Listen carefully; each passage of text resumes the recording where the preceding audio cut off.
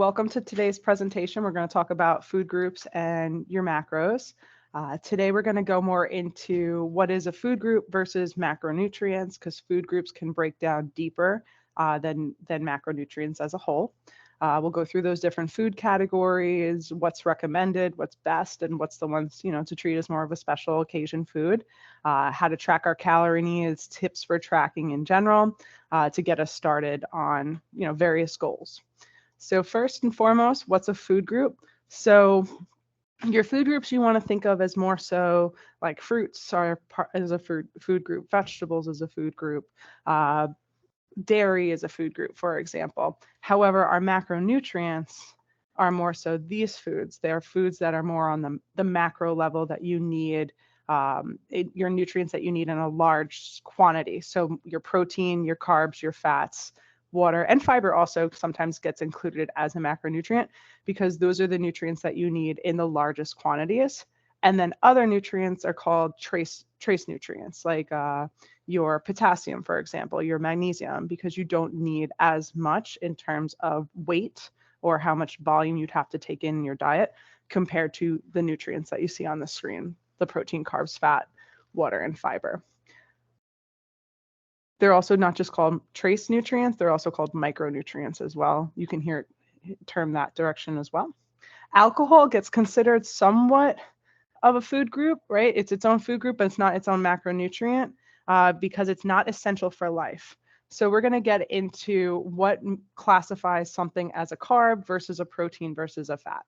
So with that being said, carbohydrates and protein, they're 4 calories per gram compared to dietary fats, that's 9 calories per gram. But what does that really mean in the grand scheme? When we're talking about fats, right, like a pat of hotel butter, right, that's about this big when you see it packaged, that's close to 100 calories because fat is 9 calories per gram, so it's denser. Where something like an apple is a carb, and that's 4 calories per gram, that's why 100 calories looks more like this in a larger portion of an apple per se, right? And of course, they tend to have more water in them as well in carbs. Carbs come from plants as well as dairy. Carbs are our main source of energy. Our brain needs about 130 grams of glucose per day to function, unless we're in ketosis, and that's a whole other story. Common types of carbs. Yes, it's like our sugars, right? And our refined sweets and white flours, but carbs are also fruits, vegetables, whole grains, beans and legumes, for example. Nuts and seeds have some carbs, but they're predominantly a fat. And our storage form for carbohydrates is in the form of glycogen, often in our liver or our skeletal muscles to be utilized when we're active. Of course, it's in the form of glucose. Carbs, the most simplistic form of a carb, all carbs by definition break down to glucose, right? Or sugar. And with that being said, after our body reaches those storage limits in the form of glycogen and in our sugar, in our blood sugar, we tend to convert that to fat, right? So your body has the ability to convert these nutrients to other nutrients, right? So carbs can convert to fat and fat can convert to carbs, right? So fat is found in both plants and animals. Then coconut oil is a saturated fat, but you also find fat in animals, right? Like we're humans, we have fat on us, right? So you tend to find fat on animals like red meat. It is a source of energy and also a source of protection for our body in terms of the storage form of it, right? So we do want to have fat on our body, just about the amount of fat we have, because we will call that cushion for catastrophe, right? So it's classified by saturation length. So you have saturated fats and unsaturated fats, which we'll get more into. Essentially, your saturated fats are solid at room temperature. Trans fats are solid no matter the temperature. And our healthier fats, what's called mono or poly unsaturated fats, those are liquid at room temperature, and those are the ideal fats to have. You don't have to worry so much about that. We're going to go more into those specific foods that fit into each of those categories down the road. And then, of course, protein. So protein, we want to highlight a bunch because protein is very unique, especially compared to carbs and fat. Protein is also 4 calories per gram, like carbohydrates. However, carbs can make fat, right? And fat can be turned into carbs to utilize as energy, right? Protein contains what's called a nitrogen group to it. So that's what makes it special in that carbs and fat do not contain a nitrogen group. So therefore, we cannot convert carbs to protein or fat to protein. However, if we consume protein in excess of our calorie needs, then our body can actually convert that to fat or sugar to utilize in absence of carbs. So that's what's really interesting about protein. The smallest form of protein is called amino acids. So as carbs break down to glucose, fat breaks down to its smallest nutrient size, which is fatty acids. And then protein breaks down to amino acids, its smallest unit. There are 9 essential amino acids that your body cannot make on its own. So what makes it essential is that you have to take it in. There's essential fats as well, like omega-3s. So if you don't take that in, your body doesn't make that for you, and we're deficient. So we got to be aware of these nutrients.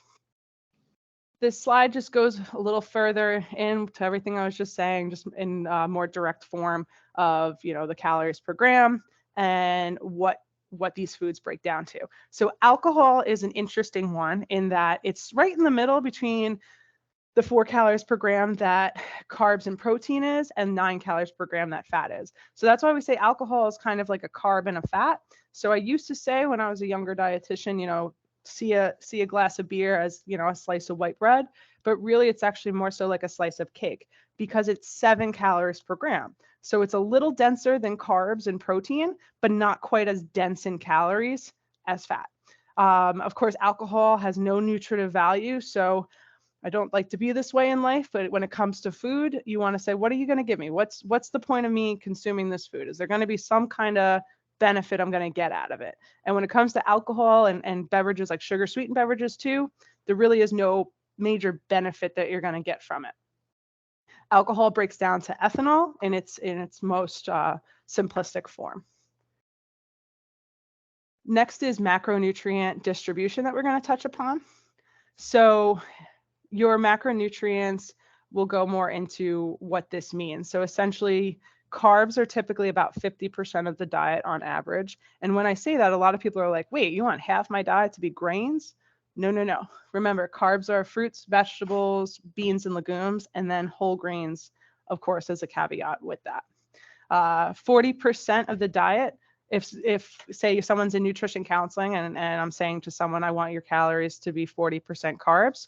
Of course, in nutrition counseling, we do this math out for you, and we even give you guys meal plans. So if you haven't engaged in nutrition counseling yet, this is always an option for you because we will calculate your macronutrient needs for you if it's in line with the counseling that you're coming to see us for, or if you have questions about it.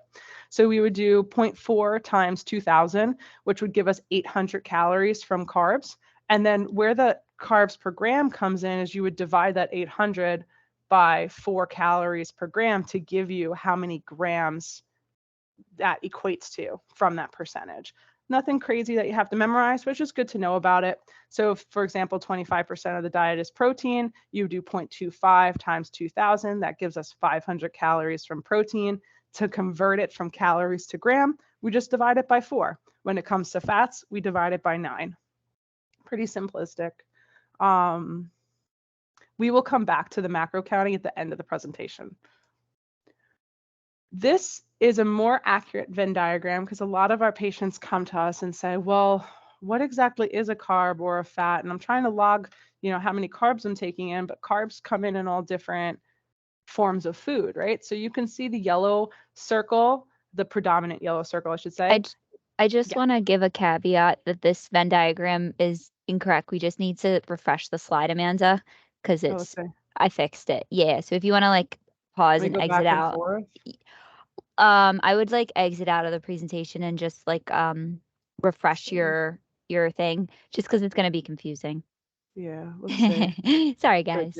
Okay, let's see. Rather be right. Yeah. Yeah, we updated this just a minute before the presentation, so there you go. Beautiful. There we go. Thanks. So this yellow bubble here is the foods that are just all carbs, essentially, right? So your fruits, your vegetables, juice we call soda with vitamins. We really don't encourage much juice intake, to be honest with you.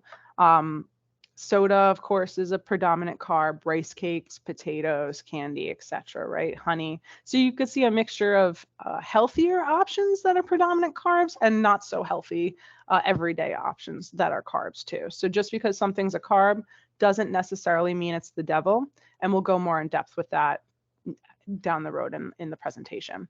So you have some foods that have carbs and protein in it. You have some foods that have carbs and fat in it, for example. So foods that are carbs and fat are more like our processed snacks, but also fruits like avocados, right? Avocados are predominantly fat, but does have carbs and fiber in it as well. Popcorn, right? Butter tends to be on popcorn, so that's what helps to make it considered more of a fat and a carb. The carbs and protein, like think Greek yogurt, right? Especially if it's a low-fat Greek yogurt or a low-fat cottage cheese, then it's going to be more so like a carb and a protein. But you have your foods that meet pretty much all the nutrients, which is milk, right? Milk has, if it's whole milk, for example, it's got carbs, fat, and protein in it.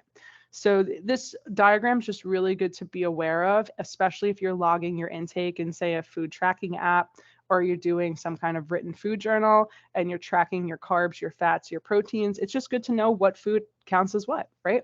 So of course, we can go through this whole diagram, but you could see very plain as day, the protein group is the blue bubble and the green group is the fats, of course. So there are the hybrid foods, and that's what confuses everybody. So these are foods that fit into more than one macronutrient category. Beans always confuse a lot of people because there is protein in beans. Most of the time with nutrition counseling, we will count that more in the starch category and just take the added win of having the protein and factor that into our total daily needs. Greek yogurt, fatty fish like salmon, of course, tuna, that's going to have protein and fat in it. And of course, some more processed foods like a bar or a protein shake can have a medley of different nutrients in it. So just good to be aware of what am I eating? Am I eating a carb, a fat, a protein? Okay, so if I'm eating a carb, I need to make sure I have a protein with this carb, for example, and knowing what those protein sources are. We do have protein cheat sheets and things for you guys when you come to nutrition counseling, but let's break it down further. So like we were touching upon earlier, carbohydrates, they're predominantly our non-starchy vegetables. So that is all vegetables except for peas, corn, potatoes, sweet potatoes, and squash. Squash gets a little asterisk because zucchini, summer squash, our spaghetti squash, they're counted as non-starchy as well. However, like acorn squash, butternut squash, they're starchy. And Katie and I have like our little isms, but just because it's starchy, starchy vegetables are different, but it doesn't mean they're bad, right? So we've got non-starchy vegetables and starchy vegetables, then fruits, and of course our grain category, right? Those are our predominant carbs. Then the carb/protein, the predominant largest group that takes up that category is like our beans or legumes. And then our kind of everything category tends to be dairy items, right? I think go back to that whole milk. The protein category, of course, that's animal meats. Being aware, though, that there's lean proteins like chicken, turkey, ones that swim or fly typically are predominantly just protein on its own. Think also egg whites, it's predominantly protein on its own. But then when we're having fattier meats, like say ribeye, that's going to have more saturated fat with it. So that's when it becomes a protein and a fat together, for example, versus a sirloin, which isn't going to have as much fat. So it's going to be predominantly more of a protein. Of course, fats and proteins that come together, nuts and seeds are a big category of that. Like peanut butter, people go towards peanut butter because it's a healthy fat, but you know, a serving size has about 10 grams of protein, which is a decent source. And of course, fats and oils, like our olive oil, is predominantly a fat, no major carbs or protein coming in from that food. Now we're going to isolate each group and go more in depth with it though. So we have our carbohydrates, right? So this is an image of all different carbs. You're seeing the fruits, the vegetables, the whole grains, the beans and legumes. They're all carbs. So like we said, it's carbs are predominantly broken down to glucose. Carbs contain fiber, however, and that's another macronutrient. Depending on where you're looking, fiber gets classified as a macronutrient. Sometimes it gets left out because it's indigestible, and technically we don't get any nutrients from fiber, but fiber in itself does a lot for our nutrition in that it feeds the bugs in our gut. That microbiome, I consider it another organ. And then by you feeding those healthier bugs with the food that they thrive off of, you're going to help them to take up more space in your colon versus, like, say, red meat or sugar that causes the not so great bugs to thrive in the colon. So that's one of the many reasons why fiber is great for the diet. Foods that contain this fiber is the ones that are limited in their processing. So the more processed a food gets, likely more the fiber gets broken down, right? So men need about 35 grams of fiber per day. Women need about 25 grams of fiber. That's just a quick way to say it. You get your fiber predominantly from fruits, vegetables, whole grains, nuts and seeds, beans and legumes, so plants, right? My favorite recommendations, though, to say to help you guys get towards your fiber needs is noting that chia seeds, when you're getting about like 1 to 2 tablespoons of chia seeds, that's 10 grams of fiber right there. And then if you have a cup of beans in itself is about 10 to 15 grams of fiber, depending on the type. Of course, we're going to stay away from the refried and the Bush's beans. We want to go more towards like kidney beans, black beans, pinto beans, chickpeas, you name it. Just rinse and strain it from the can, or you can do it dried. But easily, if you have your chia seeds and you have your beans, you're already getting your fiber close to 25 grams right there off the bat. Why do we care about fiber so much? It makes us feel full. It takes up space in the stomach. In that, if I'm eating a big salad, it's not a lot of calories, but it takes up a big volume, right? So that fiber can act as like a netting to trap cholesterol and sugar at times, not all of it, but some of it, to pass it through the body as well. It's going to slow down that digestion, and that it prevents the blood sugars from spiking too high for what's high for us as well. So, and of course, reduce risk for colon cancer because it's keeping things moving, feeding those healthy guts, and protecting our heart by helping to get rid of some of that cholesterol as well. Starches and sugars. Oh my. So this is supposed to, there we go. So for carbohydrates tend to get demonized a bit in the media. You want to see this spectrum as your spectrum of higher fiber carbs to lower fiber carbs. So as I go from apples, string beans to beans and across to soda, the fiber and also the processing is changing. Fiber deduces and the level of processing goes up. So you're seeing that correlation there. If I don't eat enough from the left-hand side, I'm gonna need sugar because remember, my brain is running off at least 130 grams of carbs a day. So if I don't eat my fruits and vegetables, I'm gonna be looking for sugar. And what happens if it gets to be the end of the day and I haven't really eaten much of my good carbs? My body's gonna want that glucose, and they're gonna want it now. So what that means is if you're craving sugar, it could be a sign that you're not eating enough carbs throughout the day. You could see here on this left-hand side of the chart, red is the foods that you want to go more towards as more like everyday carbs. Yellow is more like every other day kind of carbs, less frequently is more so how I would say it. And then blue, think blue burns hottest, right? That's the hottest color, most inflammatory. So these are more like your special occasion kind of carbs, social splurges. Sorry, can I interrupt you for a moment? Richie, would you mind just turning your camera off? Just because it's recording and now the screen is no longer sharing Amanda's screen. Thank you. Beautiful. Thank you. So, and I don't want to be redundant. Oh, sorry, Katie. Yeah, there we go. There we go. We're back. It's on. All right, good. Yep, we're good. Sorry. Thanks. No, all good. I can't see that, so I'm appreciative of you for doing that. Thank you. Got you.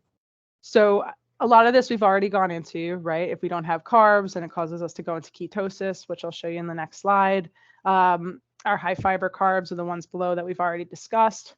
And we've done a whole video on just whole grains and sweets and emotional eating tied towards sweet cravings. So please feel free to peruse the WTC Nutrition Stony Brook website with all of our past videos on it. So if your body is not getting enough carbs, your carbs will burn through your skeletal and your liver glycogen, right? So then your body starts to run off reserves. Your reserves meaning fat. So then your body starts to generate ketones for energy in absence of glucose. So that's where time restricted eating can come in because people fast for long periods of time to start burning through their liver and skeletal glycogen and their blood sugars. We don't recommend it because it's really not a sustainable weight loss strategy. And it's kind of like, people get into get rich quick schemes. Ketosis is kind of like a get fit quick, in that, like, if someone's following that routinely and it's a diet that's good for their cardiac labs, which is a whole other conundrum to go into, and it's foods that's in line with their palate, they're not having issues going to the bathroom, they're not having muscle cramps, they're not having major, what you call like the keto flu, like brain fog. And if it works for them, that's fine. But typically we recommend here at WTC, for those trying to lose weight, a calorie deficit Mediterranean diet, high in protein, moderate in fat, and relatively low in carbs, but not no carbs, because if someone's on keto, they're not really getting fiber. And we just went into all these benefits of fibers and common sense. We know fruits and vegetables are good for you, right? So why would I choose a diet that negates fruits and vegetables, which is a natural to our lifespan, even if you go back to caveman times. So as you can tell, we're not the biggest fans of keto, and we always use that as a last line of defense for very certain and particular situations. But carbs don't cause weight gain. A lot of people are probably looking at us kind of stunned, right? So it's not necessarily that carbs cause weight gain, it's refined carbs, the ones that are ultra processed, that have saturated fat in it, maybe not a lot of protein, that spike our sugars high for what's high for us. And they're extremely palatable, right? So they're designed that way. There's very good food scientists out there. So they tend to be high in those saturated fats and sugar and salt, which technically isn't very natural, right? In nature, in normal grown foods, right? We want food that grows. So it seems like something unique to the body. So it stimulates dopamine receptors when we eat it. So it's designed to make you want it. Pizza. It's pizza. Pizza is the perfect example. You got the refined carb, you got the crunchy, you've got the gooey, you've got the sweet, you got that little sweetness with the salt, the fat, salt. It's a perfect example. So just being aware, what kind of carbs am I taking in? Am I more towards the left or am I more towards the right? A good guideline is in general 2 to 3 fruits per day. When you have fruit, just make sure you have it with a protein and or healthy fat. If you want to look into the blood sugars or the diabetes video, even though not all of us have diabetes or prediabetes, we go a lot in that first video on glycemic spikes and understanding what carbs are more prone to spike our sugars high for what's high for us.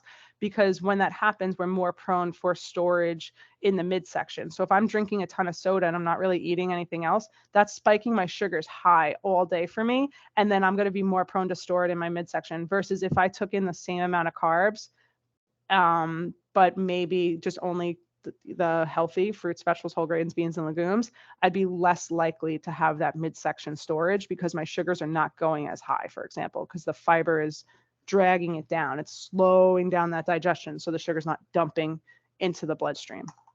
But again, the diabetes video goes way more in depth than that.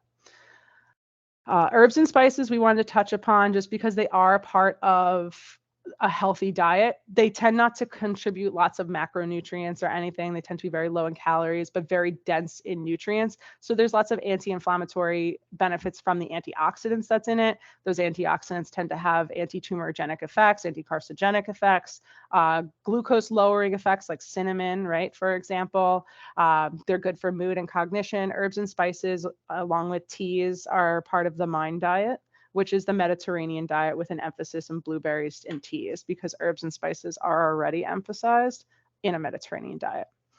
Of course, there's all these bioactive constituents that I don't need to bore you with the biochemistry of, that impacts the level of inflammation in your body. So we like to encourage, homemade pesto, teas, using fresh herbs in home cooking, and infusing it in our olive oil, for example.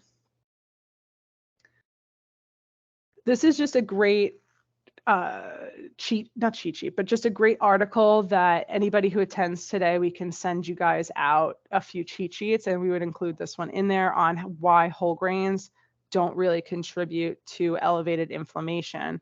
We don't want to avoid the banana, right? Because it's a lot of patients will talk about fruits, and many patients come to us and say, oh, I don't eat bananas, they're too sugary, but meanwhile they're eating Oreos.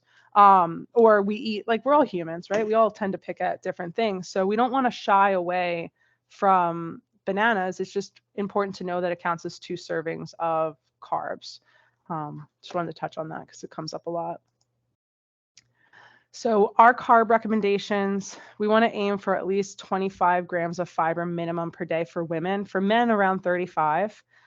So we want to eat high fiber carbs. If it's follow the fiber. So if your carb is higher in fiber, then you know, okay, I'm choosing a better carb, for example. You can look at the fiber on the food label, and if it's above 10% of the percent daily value, then you know it's considered a quote unquote good source. And they're actually allowed to put good source of fiber on the label if it's at least 10%. Your carb needs vary per person, so that's why I'm not giving a very specific amount per person, because how active you are, your medical status really impacts your carbohydrate needs. Also your palate too, what's going to be realistic to sustain.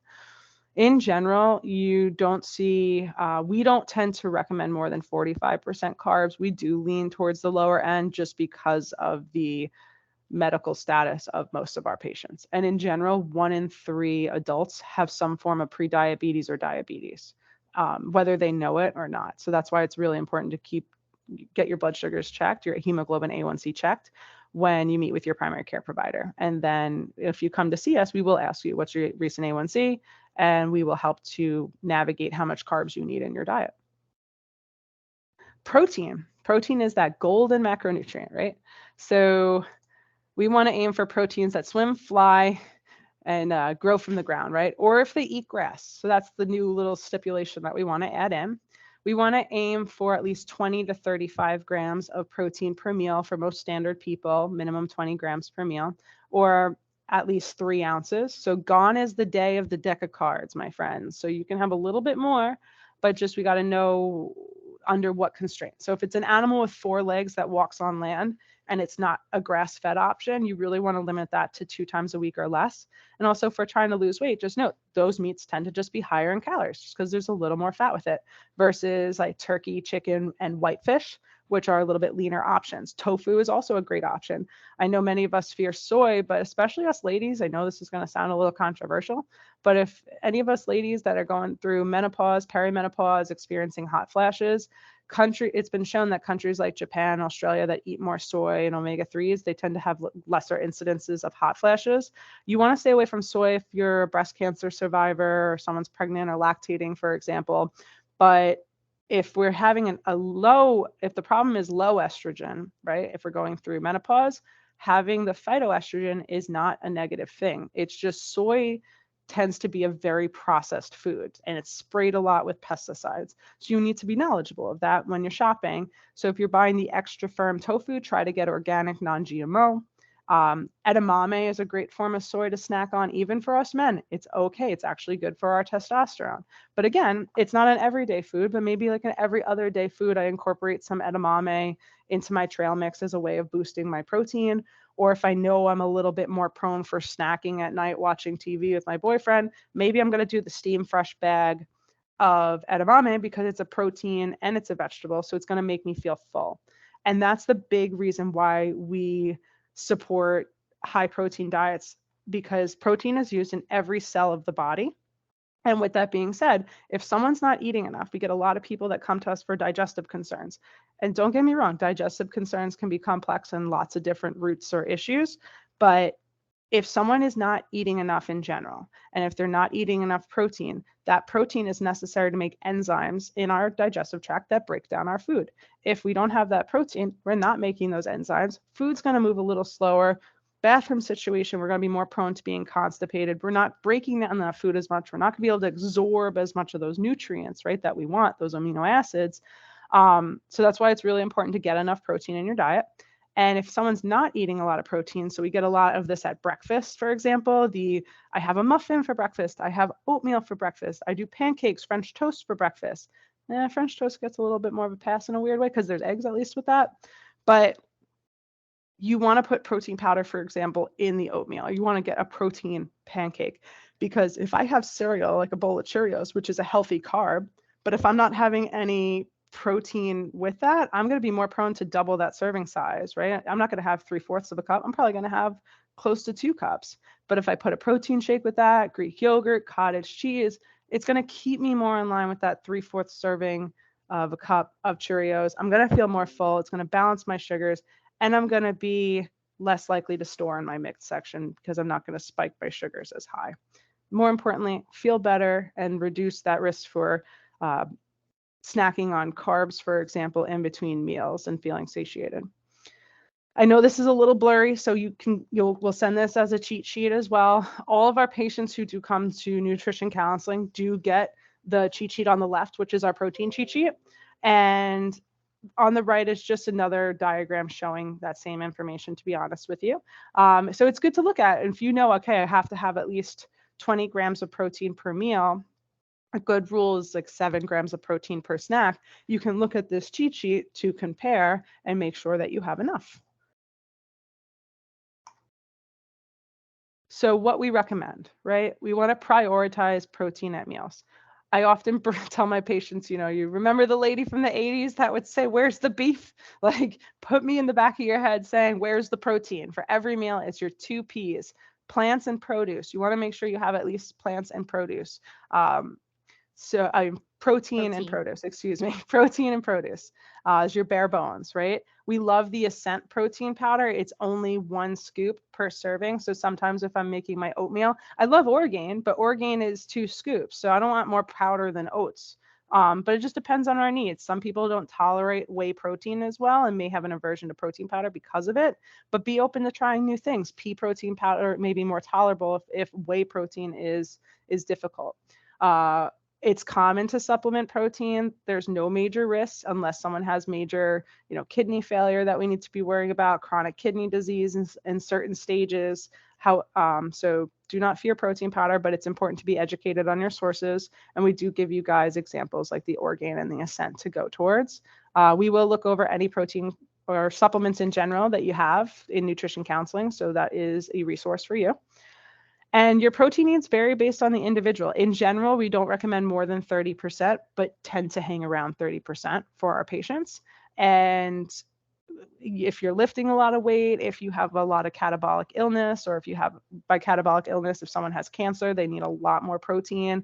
If somebody is an endurance runner, they tend to need a lot of protein, for example. So it really depends on you, the person. But in general, at least 20 to 35 grams in a meal is a good rule of thumb. Now, healthy fats, right? This tends to get a lot of questions because in the 80s, we all watched that Seinfeld episode, right, where Mayor Giuliani came out and was like, there's the fat in the yogurt. Don't have the low-fat yogurt anymore. There's fat in it. And, fat was always demonized, like choose low-fat diets. That's how you'll lose weight. And if you're isolating out any macronutrient group and eating in a calorie deficit, yeah, there's going to be weight loss, right? If I'm eating less calories than I'm burning, with an asterisk there, right? Nothing's that simplistic. But in general, for weight loss, you need a calorie deficit. So if I'm pulling fat out of my diet, that's pulling calories out of my diet, I'm going to lose weight. If I'm pulling carbs out of my diet and I'm not replacing it with something else, I'm going to lose weight. And same with protein. I'm going to lose weight because it's just a deficit of calories. But you want to be aware of what's called inflammatory fats, or quote unquote like bad fats, and anti-inflammatory fats, quote unquote like good fats or more preferable fats. So we want to stay away from the trans fats. Congress did declare war on trans fats about 20 years ago, so we don't see a lot of trans fats anymore in the diet. They tend to be in a lot of frozen, processed goods. Still keep your spidey senses out reading your labels for them, but they're rare. They're rarer, but they tend to be in more like frozen pizzas, frozen meals, things like that. Saturated fats are a lot more prevalent in the body. If someone doesn't have heart disease, you're allowed up to 10% of saturated fat in the diet. Or if someone does have heart disease, it's 7%. So in general, for my patients, I calculate it out as 7% or less. When you're looking at the food label, you want to look at the percent daily values. And we have our little ism of 5 is fine, 20 is plenty. That applies to anything you don't want too much of. So if saturated fat, salt, for example, if the percentage is getting like 12, 15, 18, getting a little too high. If it's under 10%, then you're in a little better shape, right? 5 is fine, 20 is plenty. Foods that are higher in saturated fat, it's fat that's solid at room temperature, right? I'm a human. Humans are animals. animals have fat, right? So my fat is solid at room temperature. Same with beef, same with pork. Typically animals with four legs that walk on land. Those are going to be more prone, and they also produce dairy that has saturated fat in it. It's all about, however, with these animals, big asterisks, is what are they eating? Because if we're eating an animal that had a good life, that roamed, that ate the grass, that ate the bugs, ate a diet natural to it, versus being corralled in small spaces, force-fed a diet of corn and soy, pumped with antibiotics that make the animal bigger, and then downstream we eat that animal, that's still in our food supply, can impact us and make us bigger, right? But if we're choosing grass-fed options, that saturated fat goes down, and that fat actually becomes more anti-inflammatory fats like omega-3s, right? So omega-3s are a very special fat that, like I was saying earlier, if you don't take it in the diet, you're deficient. End of story. So it can actually impact our lifespan by, I've heard mixed results, but about 3 to 7 years if you don't take it in. Omega-3s are more looser fats. So your omega-3s are in fatty fish. Slide. Yeah, like salmon and tuna, mackerel, herring, halibut, for example. And yes, there's omega-3s in plants, right? Like walnuts, flax seeds, and Brussels sprouts. But to meet our needs, I would have to eat pounds and pounds and pounds of Brussels sprouts and walnuts that I would just exceed my calories. So if you don't like fish, we recommend taking a fish oil supplement, but of course, see your dietitian and get your needs assessed first. Coconut oil, we get a ton of questions on. Right now, the literature doesn't show that a plant-based saturated fat is metabolized much differently in terms of its inflammatory profile than animal-based saturated fat. So still go more towards the olive oil, not the coconut oil, for example. So here's where you see your more inflammatory fats compared to your anti-inflammatory fats. So think fats that grow from the ground, right? Predominantly nuts and seeds, avocados, olive oil. Tahini is peanut butter of the East. It's a sesame seed butter, essentially. Hummus, eggs, flaxseed or ground flax meal are some of our healthy fats. Here's where we talk about monounsaturated fats, polyunsaturated fats, and omega-3s. So monounsaturated fats, you could see it's mostly fats that are liquid at room temperature with a stipulation of avocados, right, and olives and nuts. Polyunsaturated fats, actually, before I get into that, the reason why we push natural peanut butter over regular peanut butter is because regular peanut butter will tend to contain hydrogenated oils or palm oil, which is a more inflammatory fat that can cause elevated cholesterol in the body. It's a necessary swap. Also, natural peanut butters tend to be a little lower in sugar. Polyunsaturated fats, so those should be up to 10% of our calories. You don't have to worry so much about these percentages here with how the fat breaks down. Our biggest thing is first if you're eating enough or if you're taking in too much. Of course, these are the foods that are high in polyunsaturated fats, and the omega-3s we touched upon. If you eat at least 2 servings of fatty fish per week, so you get protein and fat with that, you will be eating your omega-3s. You don't want to go above, like everything with nutrition is convoluted a bit, right? You don't want to go above 3 servings per week, just because those fatty fish, the bigger mouth they have, the more likely they are to contain mercury and other poisons or toxins from the ocean. So you'll see in like a Mediterranean diet, especially old school Sicilians, tend to eat a lot of anchovies and sardines, and those fish tend to be smaller mouth fish, so they have less mercury in them. So you can eat a little bit more of them versus the big tuna, for example. So of course, olive oil, I'm going to go through this kind of quickly just because we're running low on time, but olive oil is the predominant oil that we recommend if you're cooking upwards to about 400 degrees. If you're high heat grilling or you have the burner on high on the stove or you're baking above 400, we do recommend using more so an avocado oil. Those two are predominantly healthy fats. Mono and polyunsaturated fats. Olive oil is predominantly monounsaturated fats, and you can see olive oil is one of the most anti-inflammatory foods you can consume. So taking in the oleocanthal, for example, can help to maybe reduce joint inflammation, for example, in the body, or if you have maybe if someone has cancer, different degrees of cancer, and they're very inflamed, the olive oil might be beneficial for that individual. It's more so about taking in the olive oil, because if I'm taking in that olive oil, I'm less likely to be taking in something else that might not be as good. And the olive oil also helps to keep me full. Fat, fiber, protein helps to fill you. When picking olive oils, you want to try to look for these seals so that you know that it's coming from a agency that's certifying for quality. Olive oil can smell like Play-Doh or moose urine for those hunters out there. If it's gone bad, that's why you want to store it in a cool, dry place in the dark, especially if it's cold pressed. It's more prone for going bad, but cold pressed is ideal, or cold extracted, because less of those antioxidants are getting denatured or broken down, that your body won't be able to utilize them and absorb them because they'll be broken down. Add olive oil as ways to flavor salad dressings, for example. Add olive oil just in general as your primary cooking oil in general.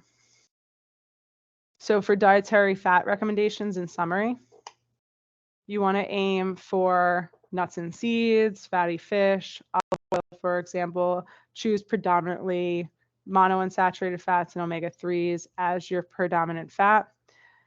Still watch your portion, because this is a sneaky way that a lot of people accidentally take in too many calories. So you want to measure your oil.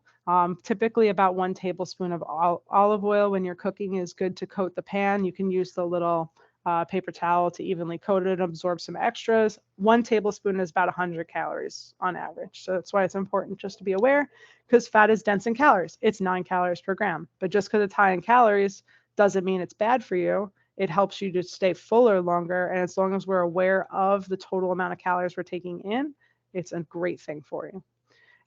In general, I personally really don't recommend more than 30% fat in the diet unless it's a special situation. So in general, you won't see on any of your meal plans when you come to nutrition above 35%, just because some people have certain genetic risks that even if they're taking in healthy fats, if it's above 30% in the diet, they're more prone for hypercholesterolemia or high cholesterol in general.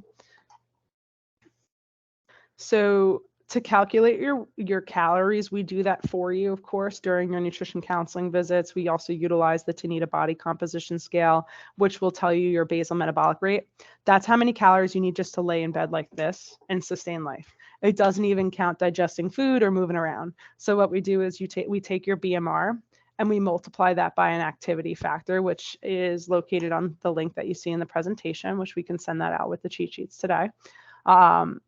And then essentially, if you don't have access to our Tanita Body Composition Scale, you can use this algorithm on the slide, and this should be up on our website within about a week. This algorithm is called Mifflin St. Jeor, and it's a peer-reviewed, evidence-based algorithm or calculation used to calculate a relatively healthy middle-aged adult's calorie needs.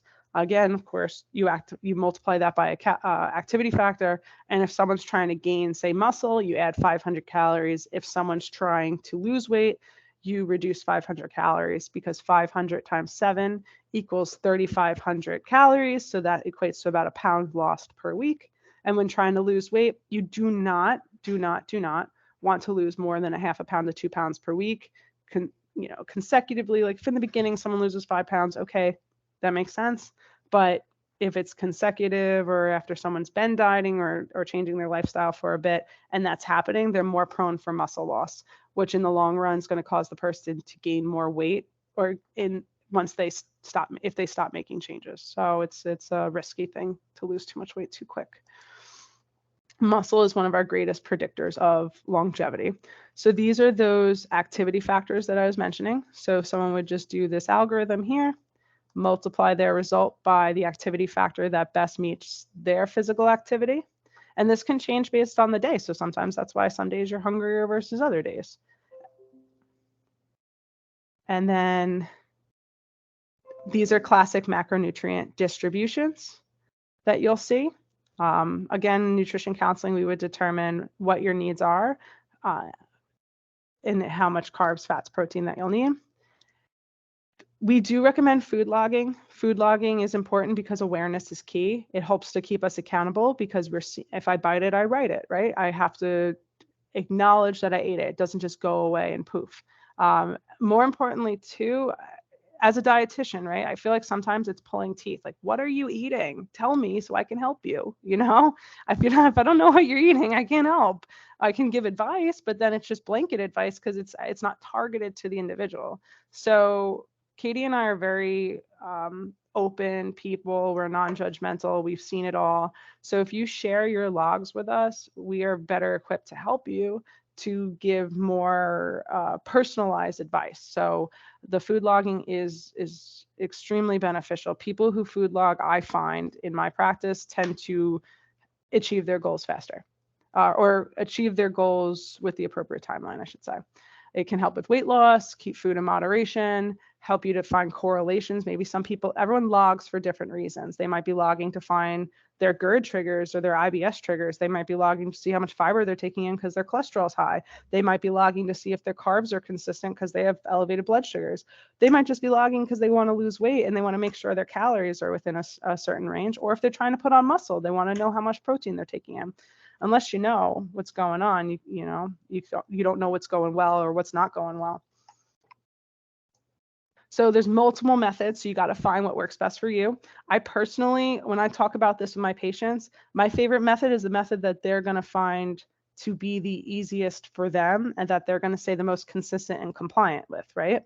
So people do written food journals, especially if using the technology is a little funny. Pre-made templates like the one you see here, there's many of them. People see them on Pinterest all the time too, online. There's lots of free ones. So save your time there. Of course, the app-based is my favorite because it's quick and dirty, right? Like you can scan the barcode, it pops up how many calories, fat, protein, fiber, the potassium, phosphorus, you name it for certain apps, you got it super quick, and then you put it in the log. The more you log on these apps, the more they get to know you. So certain apps like Lose It, you could press like log previous day meal. So say you're eating a leftover from dinner for lunch, it'll transfer it for you to the next meal. So it's knowing technology, and I know sometimes new things can be scary, but try something first. If you try something and you like it, great. If you try something and you don't like it, at least we tried something, right? 3 days logging counts as a minimum to be a valid entry for us to utilize as a tool to assess your diet. And some people altogether just like photo journaling, where they'll just take pictures of their food and share that with us in an album. They'll email it over to us, and then we get a vivid picture of what we're eating. Whatever works best for you, most importantly. Tips for better logging, like we said, set intentions, right? We can pre-log. We can go in if we know that the day is going to be busy. Maybe I'm going to put my breakfast, lunch, and dinner in that I already have planned out for the day, or maybe I only have breakfast planned out. I could pre-log that, and then whatever I change, I could just tweak that really quick. Get to know your app. The more you know about the technological capabilities of your app, the more empowered you are to use the tools that you are aware of, right? So Lose It has a recipe link generator. So in that, if I grab a recipe from online and I type it in there, it'll spit out, what that is in my app in terms of carbs, fats, protein, how much nutrients are in there in terms of the, say, 3 ounces of chicken, a cup of vegetables, and I can always tweak that to what I actually made. You can set reminders in the app or on your phone to log, scan barcodes when possible to speed things up, get connected in terms of sharing your app with myself, sharing your app with other people who are also logging, because it's all who you surround yourself with. So if you're seeing, Joe is doing this, he's on a 100-day streak. I'm really proud of Joe. He's motivated me. I want to try to hit 100 days, and everyone's encouraging each other. But also it's that, I don't know when my dietitian is going to look at my log. I want to make sure I'm, staying in accordance to the recommendations, and set small milestones, right? Like often we try to, in American culture, we tend to be the superheroes, which is a good thing, like all or nothing mindset. But in the end, if we're trying to give 110% and can only do it for 30% of the time, the person who gives 80% consistently 100% of the time is going to be better off. So maybe, we're logging 6 days a week. Okay, we're still logging 6 days a week. That's pretty awesome, right? Or maybe I'm logging breakfast and lunch, but for some reason I'm struggling with dinner. I got to see what my barriers are, what's going on, And with any problem, it's identifying the problem, and then how do I work around it? How do I overcome this wall? Do I blow this wall down, or do I go around this wall? But we got to be aware of what the problem is first, and then we can help you.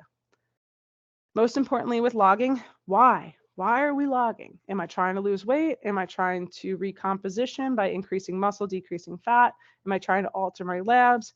Because nutrition is convoluted in that there's so many things to track and do, and that's exciting and it's fun, lots of hats to try on, but start slow and remember what your main why is. What's your why is one of the first things we ask people in nutrition counseling. What brings you here? And then with that being said, our why. We want to try to aim for what's called intrinsic motivation versus being solely extrinsically motivated. So extrinsic is carrot in the stick. My wife wants me to lose weight. My doctor wants me to lower my blood sugars. I'm doing this for somebody else. And that can be short-lived, right? Like I'm trying to fit into a dress, or I'm trying to lose weight for a wedding. Well, once that wedding comes, am I really going to be that into this still, right? But when we're thinking from the mindset of self-love, self-care, I'm trying to lower my labs so I can be around to walk my daughter down the aisle or my grandkids down the aisle. I want to run around at 90. I want to visit all these national parks, for example. Those are more intrinsic motivators. That's deep to you solely as a person, if that makes sense. And then at the end of the day, whenever making lifestyle changes, especially with regard to weight loss, the root is more so about self-love, self-care, discipline, good communication, consistency, being mindful and aware of what we're doing, what we're taking in. And if we fail to prepare, we prepare to fail. So we want to make sure that we are preparing ourselves accordingly. I know we tore through this, but does anyone have any questions, any epiphanies, anything that they want us to know from this presentation? I can stop the recording too and handle the Q&A, Amanda, if you need to hop off. Thank you. I'll go grab that patient. Thanks, guys. And thank you for your time. Thanks, and this Amanda. will be up in a week. Bye, guys. Does anybody have